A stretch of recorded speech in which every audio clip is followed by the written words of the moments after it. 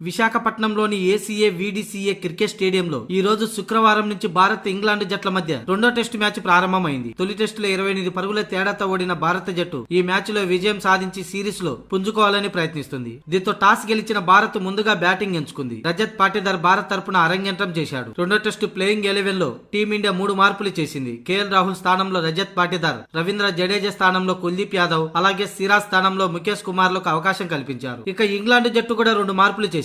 ఇది ఇలా ఉంటే టాస్ గెలిచి ముందుగా బ్యాటింగ్ ఎంచుకున్న టీమిండియాకు ఆరంభంలోనే షాక్ తగిలింది. Captain come opener Rohit Sharma కేవలం 17 పరుగులకే పెవిలియన్ చేరాడు. 35 బంతులు ఎదుర్కొని ఒక 4 తో 48.57 స్ట్రైక్ రేట్ తో పేలో ప్రదర్శనతో మరోసారి నిరాశపరిచాడు. దీంతో మొదటి వికెట్ కు 40 పరుగులు జోడించాక ఆ తర్వాత యశస్వి జైస్వాల్ తో కలిసి శుభమన్ గిల్ మంచి రన్ రేట్ తో స్కోర్ బోర్డును ముందుకు తీసుకెళ్లే క్రమంలో శుభమన్ గిల్ కూడా కీలక సమయంలో అవుట్ అయ్యాడు. తన వ్యక్తిగత 34 పరుగుల వద్ద జేమ్స్ అండర్సన్ బౌలింగ్ లో కీపర్ కి క్యాచ్ ఇచ్చి అవుట్ అయ్యాడు. మొత్తంగా 89 పరుగుల వద్ద రెండో వికెట్ కోల్పోయింది భారత్. అయితే లంచ్ విరామ సమయానికి 2 వికెట్లు కోల్పోయి 103 పరుగులు చేసిన భారత్ యశస్వి జైస్వాల్ 92 బంతుల్లో 6 4లు 1 6 తో 51 పరుగుల హాఫ్ సెంచరీతో నాట్అవుట్ గా నిలిచాడు. ఇక శ్రేయస్ అయ్యర్ 4 పరుగులతో క్రీజులో ఉన్నాడు.